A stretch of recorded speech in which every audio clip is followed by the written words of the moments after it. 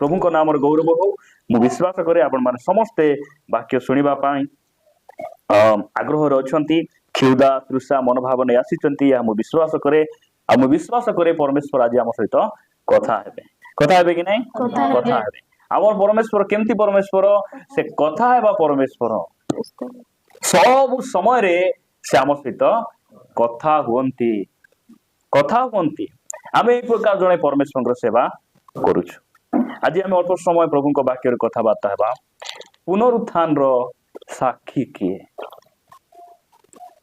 प्रभु जीशु ख्रीष्ट पुनरुत्थित हेले कि नहीं हेले आमे विश्वास करुछु मात्र आज जगतर अनेक भाई भणी माने से माने विश्वास करंती नहीं कहीं विश्वास करंती नहीं आमे तो देखिनु तांकर मनोभाव सेटा प्रमाण तो किछि नहीं सेमानकर मनोभाव सेटा आज आमे वाक्य कथबार्ता हेबा जे प्रभु जीशु ख्रीष्ट मृत मानक मध्य उठिले बोली कबर से बाहरी आसिले बोली साक्षी किए देखला प्रमाण कौन आज हम अल्प समय कथबार्ता हेबा एटा हम जानबार अछि कि नहीं जानबार अछि गोटे वाक्य एमती लिखा जाउछि आपण मान पढ़िबे कि मोर सहित प्रेरित पुस्तक 1 अध्याय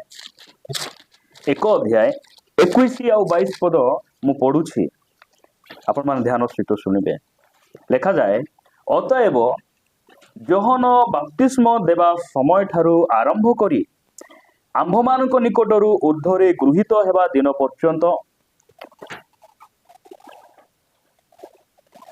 जेते समय प्रभु जीशु आंभ मानक मध्यरे गमनागमन करुथिले सेते समय जो लोक माने आंभ मानक संगी होई अछंती सेमानक मध्यरू जणे आंभ मानक सहित ताहांको पुनरुत्थान रो साक्षी हेबा आवश्यक कि साक्षी पुनरुत्थान रो साक्षी आज आमे क्यों विषय कथा बार्ता हेबा पुनरुत्थान रो साक्षी किए आमे चर्च रे आमे साक्ष्य देउ कि नहीं देउ आज हमर जने भाई आछंती नै मीटिंग रे मध्ये हम गोटे मीटिंग जाइथिलो हमर गिंजरुगुडा रे गोटे मीटिंग आयोजन करथिले बहुत सुंदर मीटिंग वाक्य बहुत सुंदर थिला आमे सेठी प्रभु को वाक्य आमे एन्जॉय कलु सेठी मध्ये जेल रु परिवर्तन हितिबा अनेक भाई माने सेठी साक्ष्य देउथिले कि नहीं साक्ष्य देबाडा मंद कि साक्ष्य देबाडा बहुत भलो विषय मात्र साक्ष्य जदि तुमे देला परे तुमे साक्षी हेई पारुनो ताले किछि लाभ साक्ष्य देबाडा और साक्षी हेबाडा भिन्न आमे साक्ष्य देबा लोक हेबा ना साक्षी हेबा लोक हेबा आमे साक्षी हेबार अछि लोक माने हमकु देखे कहबार अछि देखो से भाई को देखो से भौणी को देखो से जुबा झियो सिना कार सितो के हसलाटा मुई देखि नाही तांकर पुओ तांकर झियो का घरे बसी की तांकर सीरियल टीवी रे बसला परी मुई देखि नाही एठी कहउचंती यीशु ख्रीष्टଙ୍କ सहित जे माने आमे यीशु ख्रीष्टଙ୍କ पर चलला परे जहनଙ୍କ बाप्तिस्म ठारू यीशु ख्रीष्ट स्वर्ग को गृहीत हेबा पर्यंत आमानक सहित जे माने गमनागमन करचंती सेमानक मधुर जने साक्षी हेबार आवश्यक रहिछि मु प्रभु को धन्यवाद दे कसमगुडा रे साक्षी किए राम भाई को परिवार साक्षी से परिवार को देखो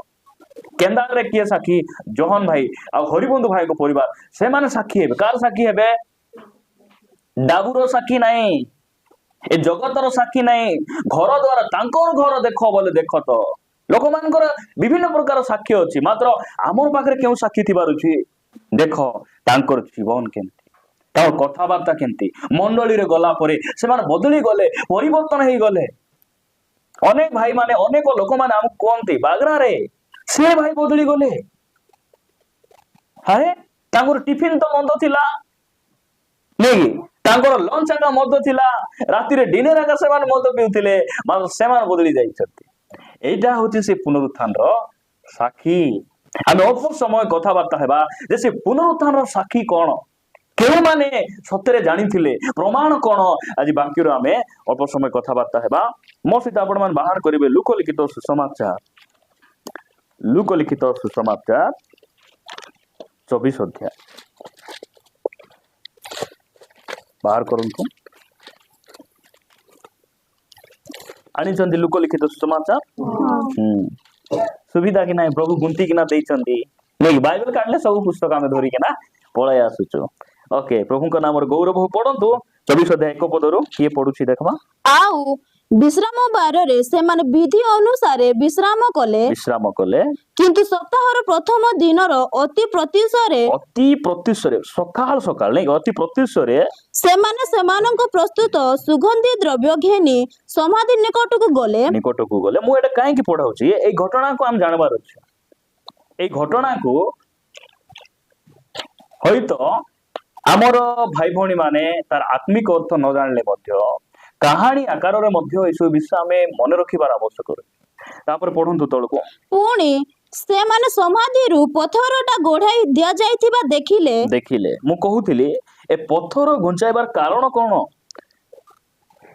मु केते शक्तिशाली जीवित सेटा कहबा पय नाही पुनरुत्थान शरीर जे कबर रु बाहरी आसी पारे नाही किबा पत्थर गोढाई थिले जे दूत माने भीतर को जाई पारबे ना सेति पय नाही आमे जे पूरी देखि विश्वास करिबु आमे माने अर्थात जो माने तांको देखबा पाई जाइथिले से माने जेंति विश्वास करबे जे कबर खाली अछि सेति पय से पत्थर को कोन करचंती परमेश्वर दूत पठाई से पत्थर को से गुंछाई दउचंती तापर पढंतु किंतु भीतर को जाई प्रभु यीशु को शरीर पाइले नाही सेठी शरीर नथिला तापर आउ से माने से संबोधरे हतबुद्धि हेउ अछंती एपरि समय रे देखो उज्जवल वस्त्र परिहित दुई जन व्यक्ति से मानको निकट रे उपस्थित हेले 5 पद सेथिरे से माने भीत होई अधमुख हुonte सेमानकु कहिले ध्यान देबे सेमानकु कहिले सेमाने बोले दूत माने हैला सेमानकु कहिले मृत मानक मध्यरे तुम्भे माने काहे की जीवितंकर अन्वेषण करूअछ 6 पद से सेठारे नाहांती से एठारे नाहांती सेठारे नाही से एठारे नाहांती मात्र उठी अछंती मनुष्य पुत्रंकु जे अवश्य पापी मानक हस्तरे समर्पित होई क्रूसरे हत हेबाकू और तृतीय दिवस रे पुनरुत्थान करिबाकू हेबो एही जो वाक्य से गालिली रे थिबा समय रे तुम मान कहिथिले ताहा स्मरण करो मने पका मु प्रथम विषय आपण मान कहिबा पई चाहू छी जे प्रभु यीशु ख्रीष्ट पुनरुत्थित हेले मृत मानक मध्य उठिले प्रथम प्रमाण प्रथम साक्षी हेला ताहांकर कबर प्रथम साक्षी कोन ताहांकर कबर दूत मान कहउछंती तुमे जीवित लोक मानकू ए मृत मानक मध्य तुमे काहे की अन्वेषण करूअछ से एठारे नांती से कोन हिचंती से उठी अछंती आज भी तांकर कबर खाली अछि कबर से नाहांती से कबर रु उठी अछंती भाई प्रभु यीशु ख्रीष्ट मृत मानक मध्य उठिले बोली साक्षी के देबो कबर आज भी चिल्लाई कहूची मोर मालिक मोर कर्ता मु तांको धरी रखी पारली नाही मु एठारे अटकाई पारली नाही से कोन कले कबर को फटाई बाहरी गले प्रभु का नाम गौरव हो ए दुनिया रे आज जाए कौन सी व्यक्ति मरी उठी नाहंती मात्र आमे जो परमेश्वर पछरे चालुछु आमे जहांकर सेवा करूछु से तृतीय दिवस रे मृत मानक मध्य उठी मन रखंतु आज भी इस्राएल देश रे तांकर कबर अछि सेही स्थान अनेक कबर थिबो मात्र कबर रे सब भर्ती थिबो हाड़ भर्ती थिबो जो कबर लोक मान को रखा जायतिला माटी रे से माने मिसी जायतिबे मात्र आमर परमेश्वर तांकर सब सिठी नाही से माटी रे मिसी नांती कारण से मनुष्य नुहंती से स्वयं परमेश्वर अछंती से कबर को फटाई से तृतीय दिवस रे उठिचंती भाई कोंतु यीशु उठले बोली प्रमाण कोन साक्षी किए देबो भाई भौणी यीशु उठले बोली प्रथम प्रमाण प्रथम साक्षी हला कबर खाली अछि कबर हमको चिल्लाई कहूची यीशु ख्रीष्ट से सेठारे नाहांती से सिठिरु उठी अछंती द्वितीय विषय मु आपण मान को निकट रे रखिबा पाई चाहे आपण मान एटा को नोट करंतु ध्यान सहित सुनंतु आ मने रखंतु जोटा कि आम पाई एटा बहुत आवश्यक रहिछि जे एमिति अनेक कथा बाइबल रे लेखा आइछि सेही सब मध्यरु आमे 5टी विषय आमे देखिबा जे ताहांकर पुनरुत्थान रो साक्षी किए आपण माने मो सहित आसीबे प्रथम प्रमाण आमे कोन देखिलो ताहांकर कबर द्वितीय साक्षी द्वितीय साक्षी किए आम अल्प समय देखा जोहन लिखित सुसमाचार 20 अध्याय को आसतु 20 अध्याय 11 पद पढ़। किंतु मरियम रोदन करू करू बाहर समाधि निकटे ठिया होई रहिले। पुणी रोदन करू करू से नई पड़ी समाधि भीतर को चाहे जीशुଙ୍କ शरीर जो स्थान रे थुआ जाइथिला सेथिर मुंड पाखरे जणे ओ पाद पाखरे आउ जणे सही परि दुई जण शुक्ल वस्त्र परिहित दूतंकु बसिथिबा देखिले। एटा मगदलिनी मरियम को मरियम मगदलिनी मरियम जहां ठारू यीशु ख्रीष्ट 7टी भूत से छड़ाई। आपण एटा मार्क लिखित सुसमाचार जदि पढ़बे सेठी लिखा रहउछि मगदलिनी मरियम यीशु जहां ठारू 7 भूत छड़ाई थिले से प्रथम रे कोन करूछन्ती यीशु ख्रीष्ट को से दर्शन करूछन्ती।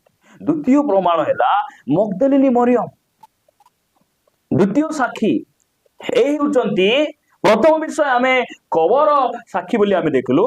द्वितीय रे बा प्रथम रे यीशु ख्रीष्ट को किए साक्षात करूछन्ती मगदलिनी मरियम सचक्षुर से देखुछन्ती। से होचन्ती चाक्षुक साक्षी चाक्षुष साक्षी से देखले सेठी जाई कबर खाली अछि से देखुछन्ती। देखिकिना कोन करूछन्ती से रोदन करूछन्ती। केतेक संप्रदाय लोक माने से मान कहिबे जे कोन बोल कहिबे यीशु मरी के ना उठी नांती से क्रूस रे मरी एका नथिले अल्प टिके तांकर जीवन थिला तांको कबर रे रखा जायथिला। तांकर शिष्य मान आसी कोन गले राती रे चोरै किना नहीं गले।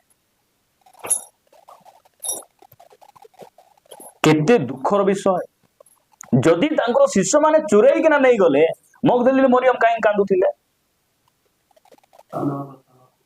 नहीं कि आमे तो राता राती नहीं जाइछु सकाळे जाइछि ना कबर रे कांदबार की दरकार अछि। द्वितीय प्रमाण बा हमर मनुष्य मानक मध्य रे बा तांकर अनुगामी मानक मध्य रे प्रथम रे से काग दर्शन दउचंदी मगदलिनी मरियम तांको शिष्य मान को दर्शन देउ नांती। मु काली कहउथिली आमे हेले कोन करथांतु पिलातो को जाई प्रथम रे दर्शन देथांतु जे माने हम क्रूस रे चढ़ाइथिले तांको आमे दर्शन देथांतु मात्र यीशु ख्रीष्ट सेही परि करू ना से प्रथम रे नारी मान को दर्शन दउचंदी। दिपाई से प्रथम रे कहले को नारी तुमे काहे की रोदन करूछ ते बुझी पारले नै परे कहले मरियम ना धरी डाकबारु से बुझी गले ए हुचंती मोर प्रभु ए उठिचंती। प्रभु का नाम गौरव को आमर परमेश्वर नारी मान को एते प्रेम करती एते सम्मान दियंती। आज मध्य जदि आपण एटी गणबे बेसी संख्या रे के बसचंती बेसी संख्या रे के अछंती नारी मान।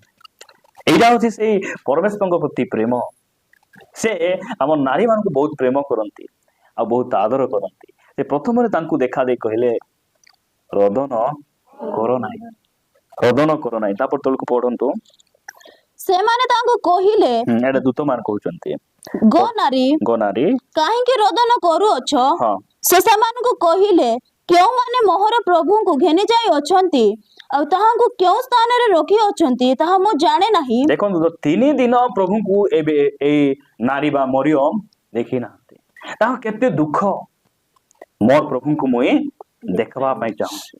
तांकर शरीर केमती ही जाइथिबो गंधी जाइथिबो मु कोन करबी टिके कोन करबी मखई देबी तेलो टिके लगाई देबी एई प्रकार भाबी से जाउछंती। मात्र आजि कालीर मरियम 2-3 सप्ताह प्रार्थना कले भी न गले भी किछि फरक पड़ू नाही। प्रभु को देखबाटा बाल कोन आमे प्रभु को उपस्थित जाई आंठेबाटा सहभागिता को जीवाटा जेने परित्राण पाइथिबा लोकमान को जीवन रो कथा जे उद्धार पाइथिबा भाई भणी मानकर मनोभाव केमती थाए सहभागिता न गले समान को भलो लागे ना।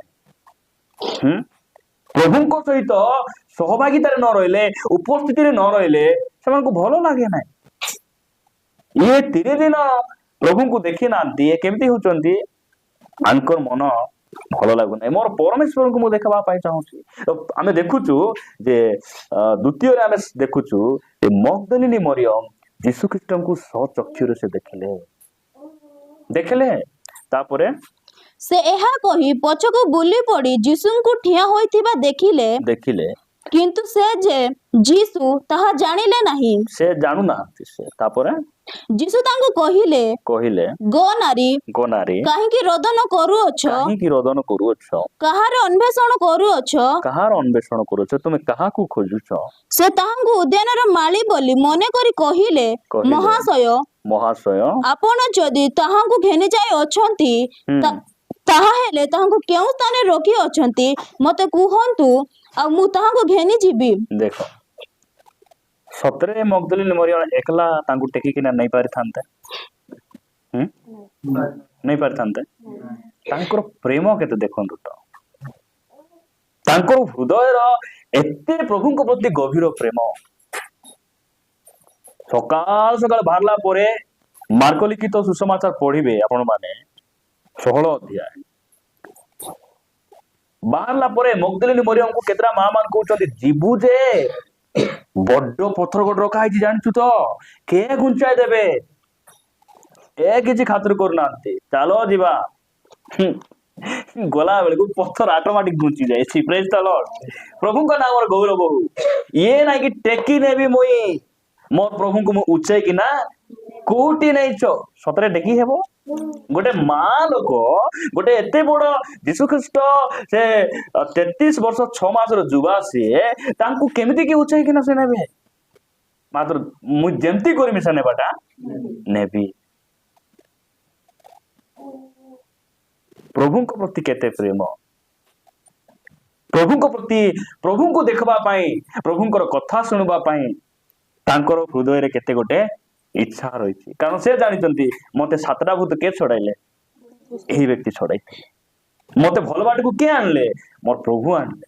ମତେ ପରିବର୍ତ୍ତନ ରାସ୍ତା କିଏ କଢାଇ ନେଲେ? ମୋର ପରିବାରରେ କେମିତି ଶାନ୍ତି ଆସିଲା? ମୁଁ ସତ୍ୟତା କେମିତି ଜାଣିଲି? ମୁଁ କେମିତି ଉଦ୍ଧାର ପାଇଲି? ଏହି ମୋର ପ୍ରଭୁ ମତେ କଣ କରିଛନ୍ତି? ବଦଳାଇଛନ୍ତି। ଏଟାକୁ ତାଙ୍କୁ ଜଣା। ସେଥିପାଇଁ ପ୍ରଭୁଙ୍କ ପ୍ରତି ତାଙ୍କର ଏତେ ପ୍ରେମ। ସେ କହୁଛନ୍ତି ଯେ ମୁଁ ତାହାଙ୍କୁ ଘେନି ଯିବି, କୋଉଠି ରଖିଛ କୁହ? ତାପରେ ଯୀଶୁ ତାଙ୍କୁ କହିଲେ, ମରିୟମ। ମରିୟମ। ସେ ବୁଲି ପଡି ଏବ୍ରୀ ଭାଷାରେ ତାଙ୍କୁ କହିଲେ, ମରିୟମ ରାବୁନି। କହୁଛନ୍ତି, ଏବ୍ରୀ ଭାଷାରେ ତାଙ୍କୁ କହୁଛନ୍ତି ରାବୁନି, ଅର୍ଥାତ୍ ହେ ଗୁରୁ। ଅର୍ଥାତ୍ ହେ ଗୁରୁ। 17 ପଦ ପଢ। ଯୀଶୁ ତାଙ୍କୁ କହିଲେ, ଯୀଶୁ ତାଙ୍କୁ କହିଲେ, ମତେ ଧରି ରଖ ନାହିଁ, ମତେ ଧରି ରଖ ନାହିଁ, କାରଣ ମୁଁ ଏପର୍ଯ୍ୟନ୍ତ ପିତାଙ୍କ ନିକଟକୁ ଆରୋହଣ କରି ନାହିଁ। ମୁଁ ଏପର୍ଯ୍ୟନ୍ତ ପିତାଙ୍କ ନିକଟକୁ ଆହରଣ କରି ନାହିଁ, ଯାଇ ନାହିଁ। ତାପରେ କିନ୍ତୁ ମୋର ଭାଇମାନଙ୍କ ନିକଟକୁ ଯାଇ ସେମାନଙ୍କୁ କୁହ। ଦେଖନ୍ତୁ, ଯୀଶୁ ଖ୍ରୀଷ୍ଟଙ୍କ 33 ବର୍ଷ 6 ମାସର ସେବା କାର୍ଯ୍ୟ ମଧ୍ୟରେ ସେ କେବେ ମଧ୍ୟ ଆପଣ ଶିଷ୍ୟମାନଙ୍କୁ ଭାଇ ବୋଲି କହିନାହାନ୍ତି। କାହାକୁ ସେ ଭାଇ ବୋଲି କହିନାହାନ୍ତି। ପୁନରୁତ୍ଥାନ ପରେ ସେ କଣ ବୋଲି କହୁଛନ୍ତି? ମୋର ଭାଇ ମାନଙ୍କୁ ଯାଇ କୁହ। କିଏ ଏଟା କହୁଛନ୍ତି?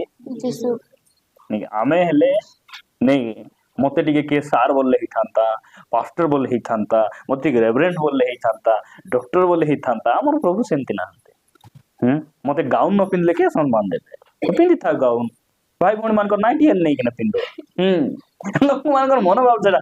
ଆମର ପ୍ରଭୁ ସେମିତି ନାହାନ୍ତି। ସେଥିପାଇଁ ଆମେ ପ୍ରଭୁଙ୍କୁ ଦେଖୁଛୁ। ଆମେ ପ୍ରଭୁଙ୍କ ନାମର ଗୌରବ। ସେ କହୁଛନ୍ତି ମୋର ଭାଇମାନଙ୍କୁ ତୁମେ ଯାଇକିନା କୁହ। ତାପରେ ମୁଁ ମୋର ପିତା ଓ ତୁମମାନଙ୍କର ପିତା। ମୋର ପିତା ଆଉ ତୁମ ମାନଙ୍କର ପିତା। ସେଥିପାଇଁ ପ୍ରାର୍ଥନା କଲା ବେଳେ ଯୀଶୁ ବାପା ବୋଲି କୁହନ୍ତୁ ନାହିଁ। ବୁଝୁଛନ୍ତି ନା? ତାଙ୍କର ପିତା ପୁଣି ଆମର ପିତା। ଯୀଶୁ କେମିତି ଆମର ପିତା ହେବେ? ସେ ତ ଆମର ବଡ ଭାଇ ହେବେ କି ନାଇଁ? ଯୀଶୁ ବାପା ହେଲେ ଆମେ ନାତି କି? ନାଇଁ, ଠିକ ଅଛି, ସେ ଆମର ପ୍ରତିପାଳକ, ସେ ଆମର ପିତା, ସେ ଆମର ବାପା, ସେଟା ଅଲଗା କଥା। ମାତ୍ର ବାପା ଯୀଶୁ ବୋଲିଲା ପରି, ସତରେ ସେ ଆମର ବାପା ବୋଲିଲା ପରି ମନୋଭାବ ଲୋକମାନଙ୍କର ମାଇଣ୍ଡ ସେଟ ହେଇଯାଉଛି। ମାତ୍ର ଏଠି ଆମେ ଦେଖୁଛୁ ଯୀଶୁ ଖ୍ରୀଷ୍ଟ ଆମର ଭାଇ, ବଡ ଭାଇ। ସେ ପୃଥିବୀ ପୃଷ୍ଠରେ ଥିବା ସମୟରେ ଯେତିକି ସବୁ ସେବା କାର୍ଯ୍ୟ କଲେ, ଆଉ ସବୁ ସେ ପୁନରୁତ୍ଥିତ ପରେ ସେ ସେବା କାର୍ଯ୍ୟର ଦାୟିତ୍ୱ ଆମକୁ ସେ ଦେଲେ। ମୁଁ ଯାହା ଯାହା କଲି ବଳକା କାମ ତୁମେ କରବ। ଆହୁରି ମୁଁ ଦିନେ କଣ କରିବି? ମେଘମାଳରେ ଆସିବି, ମୁଁ ତୁମକୁ ନେଇକିନା ଆପଣ ରାଜ୍ୟକୁ ନେଇଯିବି। ଏଠି ପୁନରୁତ୍ଥାନ ପରେ ଯୀଶୁ ଖ୍ରୀଷ୍ଟ ଆଉ ଆମର ମଧ୍ୟରେ ସମ୍ପର୍କ କେମିତି? ଭାଇର ସମ୍ପର୍କ। ସେ କହୁଛନ୍ତି ମୋର ଭାଇ ମାନଙ୍କୁ କୁହ। ତାପରେ ମୋର ଈଶ୍ୱର ଓ ତୁମ୍ଭମାନଙ୍କର ଈଶ୍ୱରଙ୍କ ନିକଟକୁ ଆରୋହଣ କରୁଅଛି। ମଗଦଲିନୀ ମରିୟମ ଯାଇ ମୁଁ ପ୍ରଭୁଙ୍କୁ ଦେଖିଅଛି ଆଉ ସେ ମତେ ଏହି ସବୁ କହିଅଛନ୍ତି ବୋଲି ଶିଷ୍ୟମାନଙ୍କୁ ସମ୍ବାଦ ଦେଲେ। ଶିଷ୍ୟମାନଙ୍କୁ ସେ କଣ କଲେ? ସମ୍ବାଦ ଦେଲେ। ଏଇଟା ଆମେ ଦେଖୁଛୁ ଯେ ମଗଦଲିନୀ ମରିୟମ ଯୀଶୁ ଖ୍ରୀଷ୍ଟଙ୍କୁ ସେ କଣ କରୁଥିଲେ? ସ୍ୱଚକ୍ଷୁରେ ସେ ଦେଖିଥିଲେ। ତୃତୀୟରେ ଆମେ ଦେଖିବା ପ୍ରେରିତ ପୁସ୍ତକ 1 ଅଧ୍ୟାୟ ବାହାର କରନ୍ତୁ। 1 ଅଧ୍ୟାୟ 3 ପଦ ପଢ। ସେ ମଧ୍ୟ ଆପଣ ଦୁଃଖ ଭୋଗ ଉତ୍ଥାରେ ଅନେକ ପ୍ରମାଣ ଦ୍ୱାରା ସେମାନଙ୍କ ନିକଟରେ ନିଜକୁ ସଜୀବ ଦେଖାଇଲେ। ଦେଖ ଏଇଠି ଆମେ ପଢୁଛୁ କଣ ବୋଲି ପଢୁଛ? ସେ ମଧ୍ୟ ଆପଣା ଦୁଃଖ ଭୋଗ ଉତ୍ତାରେ ବୋଲେ ମୃତ୍ୟୁ ଭୋଗ ଉତ୍ତାରେ ଅନେକ ପ୍ରମାଣ, କୁହନ୍ତୁ ଅନେକ ପ୍ରମାଣ। କେତେଟା ପ୍ରମାଣ? ଗୋଟେ କି ଦୁଇଟା କି ତିନିଟା କି ଚାରିଟା ପାଞ୍ଚଟା? କେତେଟା ପ୍ରମାଣ? ତାକୁ ରୁମ କୁ ଟିକେ ନେଇ ଅନେକ ପ୍ରମାଣ। ଅନେକ ବୋଲେ କେତେଟା ଗଣି ହେବ କି? ଗଣି ହେବ ନା। ଅନେକ ପ୍ରମାଣ ଦ୍ୱାରା ସେ କଣ କଲେ? ନିଜକୁ ସଜୀବ ଦେଖାଇଲେ। ସେଇ ଅନେକ ପ୍ରମାଣ ମାନଙ୍କ ମଧ୍ୟରୁ ଆମେ କେତେଟା ପ୍ରମାଣ ଆମେ ଦେଖୁଛୁ ନାଇଁ? ଦୁଃଖ ଭୋଗ ଉତ୍ତାରେ ସେ କଣ କଲେ? ଅନେକ ପ୍ରମାଣ ଦ୍ୱାରା ନିଜକୁ ସଜୀବ ଦେଖାଇଲେ। ତାପରେ ପୁଣି 40 ଦିନ ପର୍ଯ୍ୟନ୍ତ ବାରମ୍ବାର ସେମାନଙ୍କୁ ଦର୍ଶନ ଦେଇ ଈଶ୍ୱରଙ୍କ ରାଜ୍ୟ ସମ୍ବନ୍ଧୀୟ ବିଷୟ ଗୁଡିକ କହିଲେ। ଈଶ୍ୱରଙ୍କ ରାଜ୍ୟ ସମ୍ବନ୍ଧୀୟ ବିଷୟ କହିଲେ। କେତେ ଦିନ ଥିଲେ ପ୍ରଭୁ ଯୀଶୁ ଖ୍ରୀଷ୍ଟ ପୁନରୁତ୍ଥିତ ପରେ? 40 ଦିନ ରହିଲେ। ସେ ଯେମିତି ଉଠିଲେ ଆହୁରି କାହାକୁ ନ ଜାଣିଲା ପରେ ସେ ପଳେଇ ଯାଇନାହାନ୍ତି। ସେ ନାଇଁ କି? ସେ କଣ କଲେ? 40 ଦିନ ପର୍ଯ୍ୟନ୍ତ ଏଇ ପୃଥିବୀ ପୃଷ୍ଠରେ ଥିଲେ। ଆହୁରି ବାରମ୍ବାର ସେ କଣ କଲେ? ଦର୍ଶନ ଦେଲେ। କାହାକୁ ଦର୍ଶନ ଦେଲେ? ଆପଣା ଶିଷ୍ୟମାନଙ୍କୁ। ଆପଣ ଶିଷ୍ୟମାନଙ୍କୁ ସେ କଣ କଲେ? ବାରମ୍ବାର ଦର୍ଶନ ଦେଲେ। ଆଉ କଣ ଶିକ୍ଷା ଦେଲେ? ଈଶ୍ୱରଙ୍କ ରାଜ୍ୟ ସମ୍ବନ୍ଧୀୟ ଅନେକ ବିଷୟ ସେମାନଙ୍କୁ ଶିକ୍ଷା ଦେଲେ। ଈଶ୍ୱରଙ୍କ ରାଜ୍ୟ ବୋଲି କହିଲେ କଣ? ଈଶ୍ୱରଙ୍କ ରାଜ୍ୟ ବୋଲି କହିଲେ କଣ? ରୋମିଓ 14 ଅଧ୍ୟାୟ 17 ପଦ ପଢି ଦଉଛି। ଲେଖାଯାଏ, କାରଣ ଈଶ୍ୱରଙ୍କ ରାଜ୍ୟ ଭୋଜନ ପାନ ନୁହେଁ। ଈଶ୍ୱରଙ୍କ ରାଜ୍ୟ ବୋଲେ ଭୋଜନ ବୋଲେ କଣ? ଟିକେ କହୁଥାନ୍ତୁ। ପଚାରିଲେ ସର୍ବ ନାଇଁ କଥା ହେଲା। ସର୍ବ ନାଇଁ ଟିକେ ରିପ୍ଲାଏ ଦେଉଥାନ୍ତୁ। ଖାଲି ଫୋନରେ କଥା ହେଲେ ହେବ କି? ଏଠି ମିଶା ଆମେ ଟିକେ କଥା ହେବାର। ଲୋକମାନେ ଥିବେ ଫୋନରେ ଭୟଙ୍କର କଥା ହେବେ। ଆହୁରି ତେନ୍ତୁଳି ଗଛ ଆଜିକାଲି ପବନ ଆମ୍ବ ଗଛେ ଛାଇ ପଡିଶା ଖାଇଲା ପରେ ଭୟଙ୍କର କଥା ହେବେ ସେମାନେ। ଏଇଟା ଗୋଟେ ଆତ୍ମାରେ ଚାଲବାର ଗୁଣ। ସେଟା ସେ ଆତ୍ମାର ନା କହିବାର ନାହିଁ। ପ୍ରଭୁ ଆମକୁ ଅନୁଗ୍ରହ କରନ୍ତୁ। ଏଠି ଲେଖା ଯାଉଛି କଣ ବୋଲି? ଲେଖା ଯାଉଛି? ଈଶ୍ୱରଙ୍କ ରାଜ୍ୟ ଭୋଜନ ପାନ ନୁହେଁ। ଭୋଜନ ବୋଲେ ଖାଇବାଟା, ପାନ ବୋଲେ ପିଇବାଟା। ଲୋକମାନେ ମିଟିଂ ଯାଏ। କେମିତି ମିଟିଂ ଥିଲା? ଭୟଙ୍କର ଥିଲା। ଚିକେନ କରିଥିଲେ ବୋଲି ଦେଉଥିବେ। ସେଟା ପୁଣି ଈଶ୍ୱରଙ୍କ ରାଜ୍ୟ। ସେଟା ସେମାନଙ୍କ ପାଇଁ। ସେଠି ବାକ୍ୟ ନଥାଉ, କିଛି ପ୍ରଭୁଙ୍କର ଉପସ୍ଥିତି ନ ଆସୁ, ଲୋକ ଅନୁତାପ ନ କରନ୍ତୁ, କିଛି ନାହିଁ। ମାତ୍ର ଟେଣ୍ଟ ଭୟଙ୍କର ମାରିଥିଲେ। 70ଟା ଟେଣ୍ଟ ଲାଗିଥିଲା ଭାଇ। ମିଟିଂ ବୋଲେ ମିଟିଂ। ଆରି ପ୍ରାର୍ଥନା କରବାକେ 25,000 ଲାଖ ଫିଜ ନଉଥିଲେ। ଆରେ ପ୍ରାର୍ଥନା କରିବାକୁ ବାଇବେଲରେ କେ ଫିଜ ମାଗିଥିଲେ? ଯୀଶୁ ଖ୍ରୀଷ୍ଟ କହିଲେ ତୁମେ ବିନା ମୂଲ୍ୟରେ ପାଇଛ, ବିନା ମୂଲ୍ୟରେ ଦାନ କର। ବୋଲା ବେଳେ ଆମେ ମଧ୍ୟ ଉପବାସ କରି ପାଇଛୁ ନା, ଆମେ ଆଣ୍ଠେଇକି ନା ପାଇଛୁ ନା, ଆଉ ବେକାରଟାରେ ଆମେ ପ୍ରାର୍ଥନା କରିବୁ ବୋଲା କରିଥିବେ କେତେ ଜଣ। ଈଶ୍ୱରଙ୍କ ରାଜ୍ୟ ଭୋଜନ ପାନ ନୁହେଁ ଲେଖା ଯାଉଛି, କିନ୍ତୁ ଧାର୍ମିକତା, ଶାନ୍ତି ଓ ପବିତ୍ର ଆତ୍ମାଙ୍କ ଠାରେ ଆନନ୍ଦ ଅଟେ। ଯୀଶୁ ଖ୍ରୀଷ୍ଟଙ୍କୁ ଦେଖି ଶିଷ୍ୟମାନେ ଖୁସି ହେଇଗଲେ, ଆନନ୍ଦିତ ହେଇଗଲେ। ସେଥିପାଇଁ ଈଶ୍ୱରଙ୍କ ରାଜ୍ୟ ସମ୍ବନ୍ଧୀୟ ସେ କଣ କଲେ? ଶିକ୍ଷା ଦେଲେ। ଅନେକ ପ୍ରମାଣ ଦ୍ୱାରା ନିଜକୁ ସେ ଜୀବନ ଜୀବିତ ବୋଲି ସେ କଣ କଲେ? ଦେଖାଇଲେ। କାହାକୁ ଦେଖାଇଲେ? ଆପଣା ଶିଷ୍ୟମାନଙ୍କୁ। ସେଥିପାଇଁ ଆମେ ଦେଖିବା ଯେ ଶିଷ୍ୟମାନଙ୍କୁ ସେ କେମିତି ଦର୍ଶନ ଦେଲେ। ଯୋହନ ଲିଖିତ ସୁସମାଚାରକୁ ପୁନର୍ବାର ଆସନ୍ତୁ 20 ଅଧ୍ୟାୟକୁ। 20 ଅଧ୍ୟାୟ ତାର 19 ପଦରୁ ପଢ। ଯୋହନ 20:19 ସେହି ଦିନ ଅର୍ଥାତ୍ ସପ୍ତାହର ପ୍ରଥମ ଦିନ ସନ୍ଧ୍ୟା ସମୟରେ ଯେତେବେଳେ ଶିଷ୍ୟମାନେ ଯେଉଁ ଗୃହରେ ଥିଲେ ସେଥିର ଦ୍ୱାର ଗୁଡ଼ିକ ଯିହୁଦୀମାନଙ୍କ ଭୟରେ ରୁଦ୍ଧ ଥିଲା। ଏମାନେ ଡରିକିନା କଣ କରୁଛନ୍ତି? କବାଟ ସବୁ ବନ୍ଦ କରି ସେମାନେ ଭିତରେ ଅଛନ୍ତି। କାହିଁକି? ଯୀଶୁଙ୍କୁ ତ ମାରିଦେଲେ, ଆମକୁ ମଧ୍ୟ ରକ୍ଷା କରଲା ପରି ନାହିଁ। ସେମାନେ ଡରିକିନା ଭିତରେ ଅଛନ୍ତି, ଦ୍ୱାର ଗୁଡ଼ିକ ରୁଦ୍ଧ ଥିଲା। ସେତେବେଳେ ଯୀଶୁ ଆସି ମଧ୍ୟସ୍ଥଳରେ ଠିଆ ହୋଇ ସେମାନଙ୍କୁ କହିଲେ, ତୁମ୍ଭମାନଙ୍କର ଶାନ୍ତି ହେଉ। ଦେଖନ୍ତୁ, ଏଠି ଶିଶୁମାନଙ୍କୁ ସେ ଦର୍ଶନ ଦେଉଛନ୍ତି। ତେବେ ସେହି ସପ୍ତାହର ପ୍ରଥମ ଦିନର ସନ୍ଧ୍ୟା ବେଳେ ତାଙ୍କର ଶିଶୁମାନଙ୍କୁ ସେ ଦର୍ଶନ ଦେଉଛନ୍ତି। ଯଦି ତାଙ୍କର ଶିଶୁମାନଙ୍କୁ ସେ ଦର୍ଶନ ଦେଇନାହାନ୍ତି, ପିତରଙ୍କୁ ଉଲ୍ଟା କ୍ରୁଶରେ ଚଢବାର କି ଦରକାର ଥିଲା? ପିତରଙ୍କୁ ତୋର ଗୁରୁକୁ ଲୋକମାନେ ଯେମିତି କ୍ରୁଶରେ ଚଢେଇ ମାରିଲେ, ଆମେ ମଧ୍ୟ ତତେ କଣ କରିବୁ? କ୍ରୁଶରେ ଚଢେଇକିନା ମାରିଦେବୁ ବୋଲିଲାରୁ ପିତର କହିଲେ, ଠିକ ଅଛି, ମୋର ପ୍ରଭୁ ସେ ମୁଣ୍ଡ ଉପର ପଟେ କରି କ୍ରୁଶରେ ଚଢିଲେ, ମାତ୍ର ମୁଣ୍ଡ ଉପର ଆଡେ କରି କ୍ରୁଶରେ ଚଢବାର ମୋର ଯୋଗ୍ୟ ମଧ୍ୟ ନାହିଁ। ମୋର ମୁଣ୍ଡକୁ ତଳ ଆଡେ କରିକିନା ତୁମେ ଚଢେଇ ଦିଅ। ଗୋଟେ ମିଥ୍ୟା ବ୍ୟକ୍ତି ପାଇଁ, ଯେ ପୁନରୁତ୍ଥିତ ହେଇନାହାନ୍ତି, ଯେ ଜୀବିତ ନୁହନ୍ତି, ଯେ କି ମିଥ୍ୟା ହିଁ ମିଥ୍ୟା କଥା କହିଥିଲେ, ଯେ ପ୍ରଭୁ ନୁହନ୍ତି, ତାଙ୍କର ପାଇଁ କିଏ ଏମିତି ଜୀବନ ଦେବେ? କିଏ ସମର୍ପିତ ହେବେ? ଶିଷ୍ୟମାନଙ୍କୁ ସେ ଦର୍ଶନ ଦେଲେ। ତାପରେ ତଳକୁ ପଢନ୍ତୁ।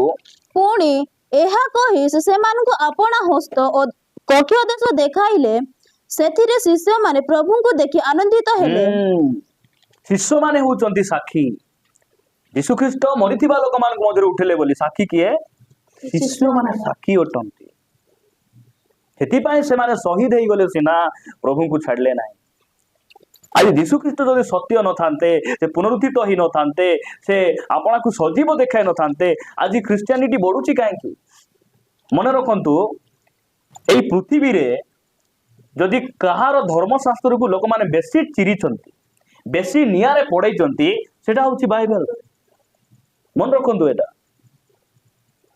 ବେଶୀ ନିଆଁରେ ପଡେଇଥିବା ଧର୍ମଶାସ୍ତ୍ର ବା ପବିତ୍ର ଶାସ୍ତ୍ର କୋଉଟା ବୋଲେ କହିବା? ଆମେ ଏଟା ତ ଧର୍ମଶାସ୍ତ୍ର ବୋଲି କହିଲେ ଧର୍ମ ପରିବର୍ତ୍ତନ କରିବା ଶାସ୍ତ୍ର ନାହିଁ। ଏଠି ଧର୍ମଶାସ୍ତ୍ର ବୋଲି ଲେଖା ହେଇଛି କି? ଏଠି ଲେଖା ହଉଛି ପବିତ୍ର ବାଇବେଲ। ପବିତ୍ର ବାଇବେଲ କାହିଁକି ଲେଖାଗଲା? ଯେ ପୃଥିବୀରେ ଏକମାତ୍ର ଗୋଟେ ପୁସ୍ତକ ଅଛି ଯୋଉଟା କି ମନୁଷ୍ୟକୁ ପବିତ୍ର କରିପାରେ, ସେଟା ହଉଛି ବାଇବେଲ। ପୃଥିବୀରେ ବେଶୀ ନିଆଁରେ ପୋଡେଇଥିବା, ଚିରି ଫାଳି ଭାଙ୍ଗିଥିବା ପୁସ୍ତକ ହଉଛି ବାଇବେଲ। ମାତ୍ର ଦୁନିଆରେ ବେଶୀ ବିକ୍ରି ହଉଛି କୋଉଟା ଜାଣିଛନ୍ତି? ଏଇଟା ବେଶୀ ବିକ୍ରି ହଉଛି। ଦୁନିଆର ବେଶୀ ଲୋକ ପଢୁଛନ୍ତି କୋଉଟା ଜାଣିଛନ୍ତି? ଏଇଟା। ଦୁନିଆର ବେଶୀ ଲୋକମାନଙ୍କ ଜୀବନକୁ ବଦଳାଇଛି କୋଉଟା? ଏଇଟା। କାହିଁକି? ମିଥ୍ୟା କି? ଯୀଶୁ ଉଠି ନାହାନ୍ତି, ତୁମେ ନ ମାନିଲେ କିସ ହେଲା? ଦୁନିଆ କୋଟି କୋଟି ଲୋକ ମାନୁଛନ୍ତି। ଦୁନିଆ ଲୋକମାନଙ୍କୁ ଜୀବନ ବଦଳେଇଛି, ଆମକୁ ମଧ୍ୟ ବଦଳାଇଛନ୍ତି ପ୍ରଭୁ। ପୁନରୁତ୍ଥାନର ସାକ୍ଷୀ କିଏ ବୋଲେ କୁହନ୍ତୁ? ମୁଁ ଆକା ସାକ୍ଷୀ। ମୁଇଁ ମନ୍ଦିର ଗଲି, ନାଡିଆ ଭାଙ୍ଗଲି, ଛେଳି ପୂଜିଲି, କେତେ କଲି, ମୁଇଁ ମଦ ଛାଡି ପାରୁନଥିଲି, ଯୀଶୁ ମତ ଛଡାଇଲେ। କାହିଁକି? ପୁନରୁତ୍ଥାନର ଶକ୍ତି ରହିଛି। ସେଇ ଶକ୍ତି ଆଜି ମତେ ବଦଳାଇ ଦେଲା। ସେଇ ଶକ୍ତି ଯେବେ ମୋ ଜୀବନରେ କାମ କଲା, ମୁଁ ସ୍ତ୍ରୀ ବିରୋଧରେ ହାତ ଉଠେଇ ପାରୁନାହିଁ। କାହିଁକି? ଯୀଶୁ ପୁନରୁତ୍ଥିତ ହୋଇଛନ୍ତି, ସେ ସତ୍ୟ ଅଟନ୍ତି। ସେଥିପାଇଁ ଆମେ ପୁନରୁତ୍ଥାନର ସାକ୍ଷୀ ଆମେ ହେବାର ଅଛି। କୋଉଠି ଯେଉଁ ଯେଉଁ ଗାଁରେ ଅଛୁ, ଅଞ୍ଚଳରେ ଅଛୁ, ଆମେ ପୁନରୁତ୍ଥାନର ସାକ୍ଷୀ ହେବାର ଅଛି। ଆମେ ଦେଖୁଛୁ ଯେ ଶିଷ୍ୟମାନେ ଯୀଶୁଖ୍ରୀଷ୍ଟଙ୍କ ପୁନରୁତ୍ଥାନର ସାକ୍ଷୀ ଅଟନ୍ତି। ସେମାନେ ଯୀଶୁଙ୍କୁ ଦେଖି କଣ ହେଲେ? ଆନନ୍ଦିତ ହେଇଗଲେ, ବହୁତ ଖୁସି ହେଇଗଲେ। ଯୀଶୁଖ୍ରୀଷ୍ଟ କାହିଁକି କହିଲେ ତୁମର ଶାନ୍ତି ହଉ? କାରଣ ସେମାନେ ଅଶାନ୍ତରେ ଥିଲେ, ଭୟ ଭିତରେ ଥିଲେ, ତାଙ୍କ ଜୀବନରେ ଶାନ୍ତି ଆସୁନାହିଁ। ଠିକ ଅଛି, କେତେ ସୁନ୍ଦର ଘରରେ ଅଛୁ, ଆମର ସବୁ ଅଛି, ନିକି ଦେହ ଠିକ ଅଛି, ରୋଗ ନାହିଁ, ଜ୍ୱର ନାହିଁ, ସବୁ ଠିକ ଅଛି, ମାତ୍ର ଏମାନଙ୍କ ଜୀବନରେ ଶାନ୍ତି ନାହିଁ। କେତେବେଳେ କଣ ହେବ କିଛି ବୁଝି ହେଉ। ଆଜି ମଧ୍ୟ ଯେଉଁମାନେ ଡରିକିନା ଅଛନ୍ତି, ସେମାନେ ପ୍ରଭୁ କହୁଛନ୍ତି ତୁମର ଶାନ୍ତି ହଉ, ମୁଇଁ ପରା ବଞ୍ଚିଛି, ମୁଇଁ ମୃତମାନଙ୍କ ମଧ୍ୟରୁ ଉଠିଛି, ଜଗତକୁ ମୁଁ ଜୟ କରିଛି। ସେମାନଙ୍କୁ ସେଇ ସନ୍ଦେଶ ଦଉଛନ୍ତି। ଏମାନେ ଯୀଶୁଙ୍କୁ ଦେଖି ଆନନ୍ଦିତ ହେଲେ। ବହୁତ ଲୋକ ଆଜି ଆମ୍ କାଟି ଖାଇ ଆନନ୍ଦିତ, ଉତ୍ଥାନ ପର୍ବରେ ନୂଆ ଡ୍ରେସ ପିନ୍ଧି ଆନନ୍ଦିତ ହେବେ। ମାତ୍ର ମୁଁ ପ୍ରଭୁଙ୍କୁ ଧନ୍ୟବାଦ, ତାଙ୍କର ଶିଷ୍ୟମାନେ ଯୀଶୁଙ୍କୁ ଦେଖି ଖୁସି ହେଇଗଲେ। ଆମେ ଯଦି ଅଧିକ ଆନନ୍ଦିତ ହେବାରୁଛି, ଖୁସି ହେବାରୁଛି, ଆମର ପ୍ରଭୁଙ୍କ ପାଇଁ ଆମେ ହେବାରୁଛି।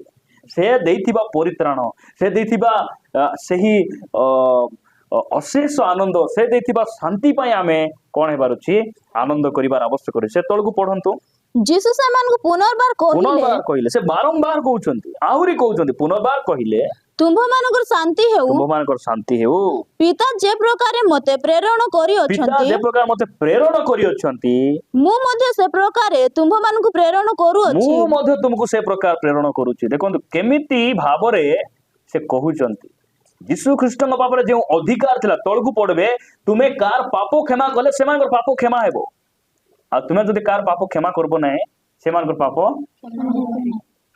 केते बड़ अधिकार मते पिता जेमती पठाइले मु मध्ये तुमको सेमती पठाउछि पितरंकर छाई बाजले लोक मान सुस्थ होतले जानिसंती कि नै जन्मर खंज को पितर धरले ठिया कले मु कहूछि यीशुଙ୍କ नाम रे चलो से ठिया ही जाउछि ताबिता नामक गोटे शिष्या से मृत्युवरण करथिले पितर जाइकिना मरिथिबा मोढा को उठाइले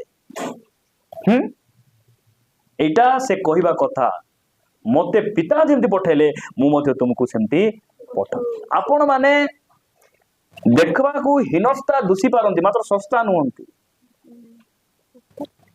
मु तो प्रभु को धन्यवाद दिए मोर कार किनबार औकात नाही भूत छड़ाइबा को कार रे बसी जाउची प्रेज द लॉर्ड हालेलुया प्रभु को नाम गौरव लोक माने आसी कि ना बाइक धरि आबे कार धरि आबे नाही बेसी गड़बड़ हेउची केते माट मारी मारी फुलाई देलु जाओ ना तुमे यीशु कहले तुमे जहा परिश्रम करी ना तुमे सिटी भोजन कर जहा तुमे बुणी ना सेटा तुमे मु प्रभु कहूची प्रभु मु के कार किणी ना मात्र बसी कि ना जाउछि हमर जीवन रे से वाक्य सफल होउछि देखो ना हम केते धन्य परमेश्वर सेवा करूछु आमे साधारण न हो मु कहूछि ना हमर विश्वास मान जुजुटी अछ मन रो एतकी मन रख भूत तो मते देखि डरुछि आका डेफिनेटली डरबाडा डरुछि अरे आज से भाई इटी आसतंती बहुत जागरूक बोल से माने खबर दिया दी हेतिले बुझि बात कि नै भाई आमे साधारण न हमकु गोटे असाधारण व्यक्ति करि देले से जंगल रे जता गोटे गछ थाए गछ काटी के आनले तार मूल्य न थाए मात्र सेही गछ जते बड़ाई हाथ रे जाए से गछ को से चांची सीधा करी जते गोटे साफा सेट तैयारी कर देबो खटिया तैयारी करी कलर फलर मार देबो मूल्य बढ़िसिबो कि नै आमे सेमती गोटे बड़ जंगल रे थिला पर थिलु मशान थिलु यीशु ख्रीष्ट आनले हमर मूल्य को से बढ़ाई हमको भूत देखले डर काई आमे शक्तिशाली बोली कि बेसी पाठ पढिछु बोली धन अछि बोली नै सेही पुनरुत्थित यीशु ख्रीष्ट हमको समान भाव अभिषेक करछंती हमको समान भाव से शक्ति बल से पूर्ण करछंती एटा को आपण केबे मध्ये भूलंतु नै मु साधारण व्यक्ति नै एटा मने आपण माइंड रे सेट रहि बारुछु मु तांको परि नै ओ तांको झियो को देखो केते सुंदर केते धनी तांको ठर मु डिफरेंट से मंत्री नै मंत्री भूत मु छोड़े से रोग हेले मु ऊपर हाथ रखि प्रार्थना कर मु पावरफुल शक्तिशाली मन रखंतो एटा मु ताहा थारु मध्ये आउरी केते परिमाण रे बढ़ो प्रभु को नाम गौरव एटा जते आपण मान जानबे कि नै आपण मानकर एते औकात बढ़बो केबे मध्ये डिस्करेज हेबे नै केबे डिस्करेज हेबे भल पिंदवाटा नै ओ नै किछि नै किछि असुविधा नै मोर प्रभु को तो से राजा मान को राजा हेले से भड़ा करथिले से सेवा करले तांको आपण जते देखबे कोनोसी परिस्थिति रे आपणकर मुह सुखबो नै खुशी रहिबे आनंद रहिबे आ यीशु ख्रीष्ट को देखि तांको शिष्य माने आनंदित हेले प्रभु को नाम गौरव हो आपण अंतल को पढंतु से एहा कहि रोंतु मु कहूची पढिबे 26 पद रो पढो 8 दिन परे जेते बेले शिष्य मान को दर्शन देले तार 8 दिन परे पुनर्बार से दर्शन देउछन 8 दिन परे ताहंक शिष्य माने पुनर्बार भितरे थिले माने बारंबार भितरे अछंती थोमा सेमानक संगरे थिले तापरे द्वार सब रुद थिबा समय रे यीशु आसी मध्यस्थल रे ठिया होई कहिले तुम मानकर शांति हेउ प्रथम जेते बेले शिष्य मान को दर्शन देले सिटी थोमा नथिले थोमा कहले मु यीशु को जेबे देखबी नाही तांकर कंटारे बिंदा जाइथिबा हाथ रे मोर आंगुली देबी नाही से पर्यंत मु विश्वास करबी नाही थोमा नथिले सिटी भाई से पुनर्बार से दर्शन दउचंती आ थोमा से मान को सहित थिबा समय से दर्शन दउचंती 27 पद पोरे से थोमा को कहिले प्रभु जानुचंती नहीं कि थोमा एमती कहलाटा प्रभु ସବୁ ଜାଣୁଛନ୍ତି। ଜାଣିଲା ପରେ ସେ କଣ କରୁଛନ୍ତି ସେ ପରେ ସେ ଥମାକୁ କହିଲେ ଏଆଡେ ତୁମ୍ଭର ଆଙ୍ଗୁଳି ବଢାଇ ମୋର ହାତ ଦେଖ। ସେ କଣ କହୁଛନ୍ତି ମୁଁ ତୁମ ସହିତ ଥିଲି, ମନା ଲୋକକୁ ଉଠାଇଲି, 5,000 ଲୋକକୁ ଖୁଆଇଲି, ହେଲେ ବି ବିଶ୍ୱାସ କରୁନ ବୋଲି କାଣ ମଣିଲେ କି? କଣ କଲେ? କଣ କଲେ? ସେ କହିଲେ ତୁମର ଆଙ୍ଗୁଳି ବଢାଇ ମୋହର ହାତ ଦେଖ ଓ ହାତ ବଢାଇ ମୋର କକ୍ଷ ଦେଶରେ ଦିଅ। ଅବିଶ୍ୱାସୀ ନ ହୋଇ ବିଶ୍ୱାସୀ ଓ 28 ପଦ ଥମା ତାହାଙ୍କୁ ଉତ୍ତର ଦେଲେ, ହେ ମୋହର ପ୍ରଭୁ ମୋହର ଈଶ୍ୱର। ତାହାଙ୍କର ଶିଷ୍ୟ ମାନେ ସାକ୍ଷୀ ଅଟନ୍ତି। ଏଇ ଭାରତ ଦେଶରେ କିଏ ସୁସମାଚାର ଆଣିଲେ? ଏହି ଥମା ସୁସମାଚାର ଆଣିଲେ। କେବେ? 52 AD। ଏଡି ବୋଲି କହିଲେ ଖ୍ରୀଷ୍ଟାବ୍ଦ ମସିହା 52 ମସିହାରେ ଥମା ଏଇ ଭାରତ ଦେଶରେ ସେ ସୁସମାଚାର ଆଣିଲେ। 7ଟା ମଣ୍ଡଳୀ ସ୍ଥାପନ କଲେ। ଆଜି ମଧ୍ୟ ତାଙ୍କର ମଣ୍ଡଳୀ ଅଛି। ଆଉ ଥମାକୁ ପର୍ବତରେ କଣ କଲେ? ଭାଲାରେ ତାଙ୍କୁ ମାରି ଦିଆଗଲା। ଜଣେ ମିଥ୍ୟା ଲୋକ ପାଇଁ ସେ ଏତେ ଦୂର ଆସିକିନା କାହିଁକି ଜୀବନ ଦେବେ? କାହିଁକି ଜୀବନ ଦେବେ? ପ୍ରଭୁଙ୍କ ନାମର ଗୌରବ ହଉ। ତାଙ୍କର ଶିଷ୍ୟ ମାନେ ସାକ୍ଷୀ ଅଟନ୍ତି। ତାପରେ ପଢିବେ ଯୋହନ ଲିଖିତ ସୁସମାଚାର ସେ 20 ଅଧ୍ୟାୟ 3 ପଦରୁ ମୁଁ ପଢୁଛି। ଲେଖାଯାଏ, ସେଥିରେ ପିତର ଓ ସେହି ଅନ୍ୟ ଶିଷ୍ୟ ସମାଧି ନିକଟକୁ ଯିବା ପାଇଁ ବାହାରିଲେ।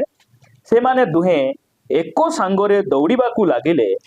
ଆଉ ସେହି ଅନ୍ୟ ଶିଷ୍ୟ ପିତରଙ୍କୁ ପଛରେ ପକାଇ ଆଗେ ସମାଧି ନିକଟରେ ପହଞ୍ଚିଲେ।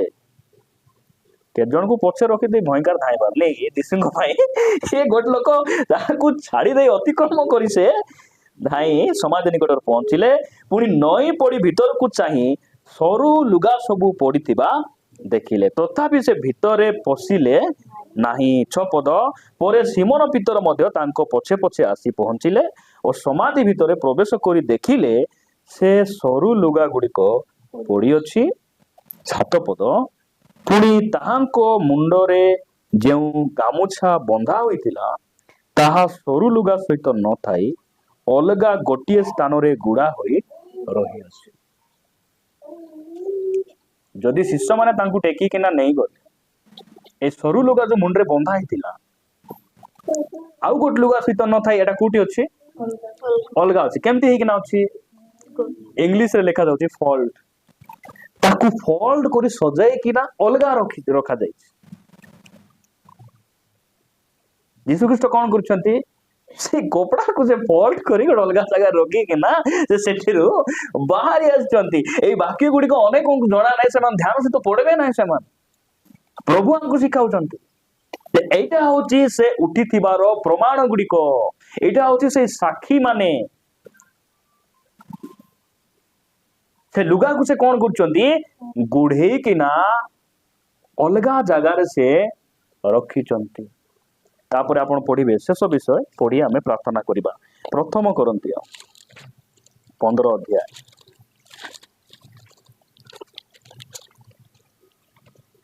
15 ଅଧ୍ୟାୟ ମିଳିଲା। 3 ପଦରୁ ପଢନ୍ତୁ। କାରଣ ଯେଉଁ ଯେଉଁ ଶିକ୍ଷା ମୁଁ ପାଇଥିଲି ସେଥିମଧ୍ୟରୁ ଏହି ପ୍ରଧାନ ଶିକ୍ଷା ତୁମ୍ଭମାନଙ୍କୁ ପ୍ରଦାନ କରିଥିଲି, ଯଥା ଖ୍ରୀଷ୍ଟ ଶାସ୍ତ୍ର ଅନୁସାରେ ଆମ୍ଭମାନଙ୍କ ପାପ ନିମନ୍ତେ ମୃତ୍ୟୁଭୋଗ କଲେ, ସମାଧି ପ୍ରାପ୍ତ ହେଲେ, ଶାସ୍ତ୍ର ଅନୁସାରେ ତୃତୀୟ ଦିବସରେ ଉତ୍ଥିତ ହେଲେ। ତାପରେ ସେ କେଫାଙ୍କୁ ଆଉ ତାହାପରେ ଦ୍ୱାଦଶଙ୍କୁ ଦର୍ଶନ ଦେଲେ। କେଫା ବୋଲେ ପିତର ହେଲା। ସେ ପିତରଙ୍କୁ ଦର୍ଶନ ଦେଲେ। କାହିଁକି ଦର୍ଶନ ଦେଲେ? କେଫା 3 ଥର ଅସ୍ୱୀକାର କରିଥିଲେ, ନାଇଁ କି? ପିତର କଣ କରିଥିଲେ? 3 ଥର ଅସ୍ୱୀକାର କରିଥିଲେ। ସେ ନିରୁତ୍ସାହିତ ଥିଲେ, ନାଇଁ କି? ଯୀଶୁଙ୍କୁ ଦେଖି ନାହାନ୍ତି, ସେ 3 ଥର ଅସ୍ୱୀକାର କରିଛନ୍ତି।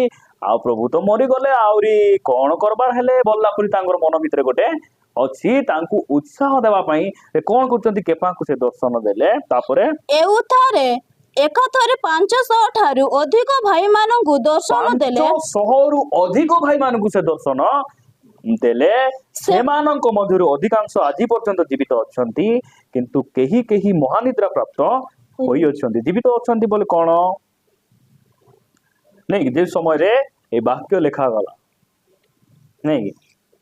ସେହି ଦିନ ପର୍ଯ୍ୟନ୍ତ ଅନେକ ଜୀବିତ ଥିଲେ। ଆହୁରି ସାଧୁ ପାଉଲ ସେତେବେଳକୁ କଣ ବୋଲି କହୁଛନ୍ତି, ସେ ଜୀବିତ ଅଧିକାଂଶ ଆଜି ପର୍ଯ୍ୟନ୍ତ ଜୀବିତ ଅଛନ୍ତି, କିନ୍ତୁ କେହି କେହି ମହାନିଦ୍ରା ପ୍ରାପ୍ତ ହୋଇଅଛନ୍ତି।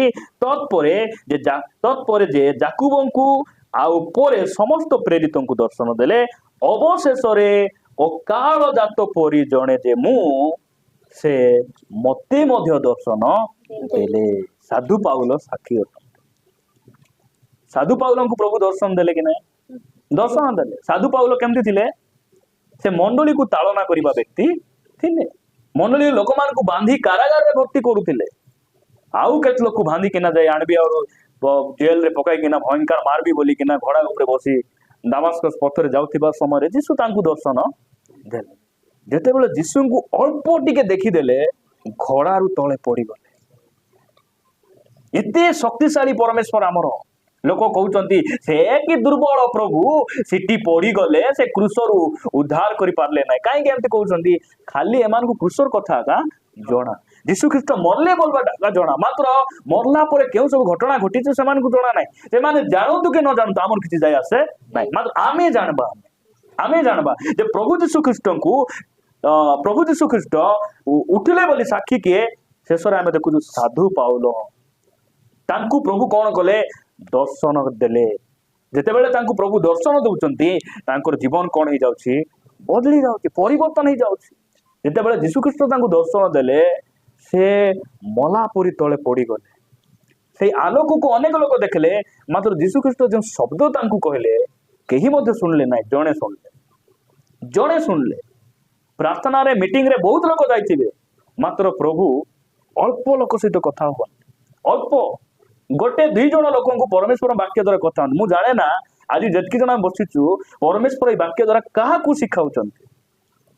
ଆମେ ସମସ୍ତେ ଶିଖିବା ପାଇଁ ଆସିଛୁ, ନାଇଁ କି? ସମସ୍ତେ ଆମେ ଶିଖିବା ପାଇଁ ଆସିଛୁ। ଆହୁରି ଆମେ ସମସ୍ତେ ଶୁଣିବାର ଅଛୁ, ଶିଖିବାର ଅଛି। ସେଇଦିନ ସେଇ ଯୀଶୁ ଖ୍ରୀଷ୍ଟଙ୍କର ଯୋଉ ଶବ୍ଦ ପାଉଲଙ୍କ ପାଇଁ ଥିଲା, ସେଇ ଶବ୍ଦ କେହି ମଧ୍ୟ ଶୁଣି ପାରିଲେ ନାଇଁ। ଆଉ ପରବର୍ତ୍ତୀ ସମୟରେ ସାଧୁ ପାଉଲଙ୍କର ଜୀବନ କଣ ହେଇଗଲା?